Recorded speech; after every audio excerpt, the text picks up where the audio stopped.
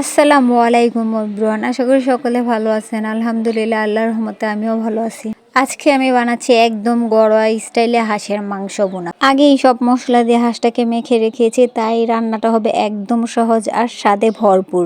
দেখতে কিন্তু খুবই লোভনীয় হয়েছে আর সুন্দর একটা কালার কিন্তু এসেছে। তো চলুন দেখে নেই মজাদার এই হাঁসের মাংস বোনার রেসিপিটা। এই তো সামনে আপনারা যেই হাঁসটা দেখতে পাচ্ছেন, এই হাঁসটাকেই আজকে জবাই করা হবে। তো আমি দৌড়াদৌড়ি করে ধরার চেষ্টা করতেছিলাম, যদিও ধরতে পারবো না, আমার জানা ছিল, তারপরও শখ লাগতেছিল। আমার ছেলেও কিন্তু হাঁসটাকে ধরার চেষ্টা করতেছিল। মা আর ছেলে মিলে হাঁসটাকে দৌড়াদৌড়ি করে ধরার চেষ্টা। অবশেষে হাঁসটাকে ধরে কেটে ধুয়ে পরিষ্কার করে নিয়েছে, যেটা ক্যামেরায় ধারণ করা হয়নি। তো এখন রান্নার পূর্ব প্রস্তুতি। এখানে প্রায় 3 কেজির কাছাকাছি, 100 গ্রাম কম আছে। হাঁসটা অনেক বড় ছিল। তো এখানে মাংসগুলো আমি পুরোপুরি ধুয়ে পরিষ্কার করে নিয়েছি। আর এখানে আমি বাটা মশলা আজকে রান্না করব।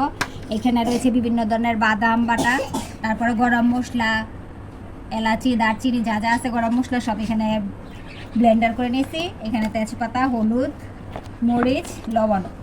এখন আমি মাংসটাকে মেরিনেট করে রাখবো। প্রথমে দিয়ে দিলাম আদা রসুন বাটা, তারপর গরম মশলা বাটা,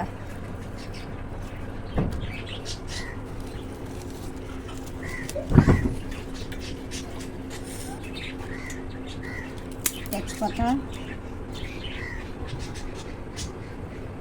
বাদাম বাটা,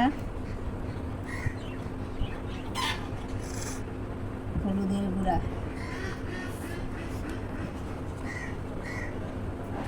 মরিচের গুঁড়া। আর হাঁসের মাংস কিন্তু ঝাল না হলে খেতে ভালো লাগে না, সেই জন্য আমি মরিচের পরিমাণটা একটু বাড়াই দিতেছি। আমি অবশ্য জাল খেতে পছন্দ করি। মোটামুটি আমাদের ঘরে সবাই জাল খেতে খুব পছন্দ করে, আর হাঁসের মাংস জাল জাল গুঁড়া হলেই মজা লাগে। লবণ। আর আমি এখানে পেঁয়াজটা ব্লেন্ডার করে নিয়েছি। এখানে দুইভাবে আমি পেঁয়াজটা ব্যবহার করব। অর্ধেক পেঁয়াজ আমি এখানে ব্লেন্ডার করে নিয়েছি, আর অর্ধেক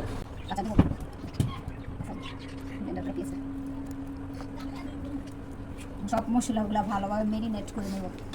খুব সাবধানতার সাথে মেরিনেট করতে হবে।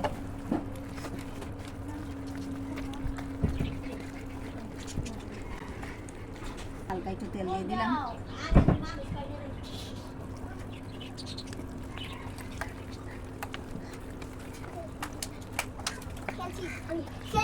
সব ভালোভাবে একসাথে হাত দিয়ে মেখে নিচ্ছি। আর আমি অনেকটা সময় ধরেই মশলার সাথে মাংসগুলোকে মেখে নিচ্ছি। যত ভালোভাবে মাখানো যায় টেস্টটা তত বাড়ে। তারপর হাঁসটা 1 ঘন্টার জন্য রেখে দিয়েছি, যাতে মশলার ঘ্রাণটা মাংসের ভিতর পর্যন্ত ঢুকে যায়। এই ধাপটাই কিন্তু রান্নার আসল জাদু। এখন চলে যাচ্ছে রান্নার পরবর্তী ধাপে। এখন কড়াইয়ে তেল গরম করে আরও খানিকটা পেঁয়াজ কুচি ভেজে নিয়েছি। আর এখন দিয়ে দিচ্ছি মেরিনেট করা মাংসটা।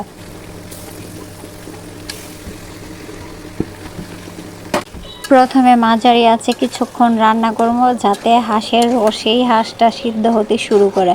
দেখতেই পাচ্ছেন হাঁসের মাংস থেকে কি পরিমাণে পানি ছেড়েছে, আর মশলার সাথে মিশে একদম ঘন একটা রং ধারণ করেছে।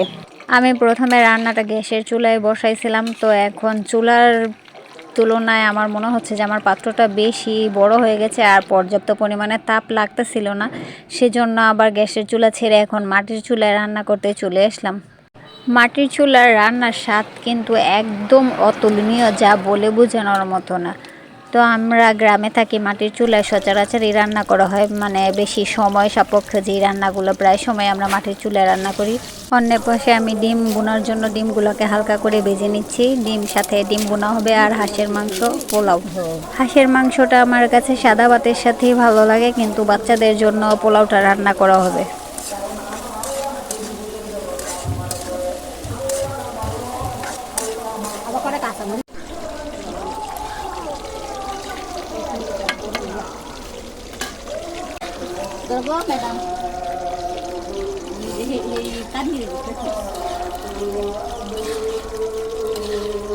হাঁসটা আমি মাঝারি আঁচে রান্না করছি, আর মাঝে মধ্যে নেড়ে চেড়ে দিচ্ছি যাতে তলিতে লেগে না যায়। যখন দেখবেন তেল উপরে উঠে এসেছে আর মাংসটা সিদ্ধ হয়ে নরম হয়ে এসেছে, তখন বুঝবেন যে হাঁসের মাংসটা একদম পারফেক্টভাবে বোনা হয়েছে। এই দেখুন মশলার ঘন গ্রেভি আর হাঁসের সোনালি রং দেখলেই কিন্তু জিভে পানি চলে আসে। তো এইভাবেই খুব সহজে তৈরি হয়ে গেল আমার হাঁসের মাংস বোনা। গরম গরম ভাত, পোলাও, তারপর চালের রুটি, পরোটা সবকিছুর সাথে জমে যাবে এই হাঁসের মাংস ভুনা। এইভাবে রান্না করে সবার সামনে পরিবেশন করলে দেখবেন সবাই আঙুল চেটে পুটে খাচ্ছে। রেসিপিটি ভালো লাগলে লাইক কমেন্ট দিতে ভুলবেন না। কমেন্ট করে জানাবেন কেমন লাগলো। আর অবশ্যই সকলে আমার আইডিতে ফলো দিয়ে পাশে থাকবেন। আর যারা আমার ইউটিউব চ্যানেল থেকে দেখছেন তারা অবশ্যই চ্যানেলটি সাবস্ক্রাইব করতে ভুলবেন না। আর যে সকল ভাই বোনেরা সাবস্ক্রাইব করে রেখেছেন তাদেরকে অসংখ্য অসংখ্য ধন্যবাদ। আমার ফ্যান ফলোয়ার যারা আছেন তাদেরকে অসংখ্য ধন্যবাদ। আসসালামু আলাইকুম।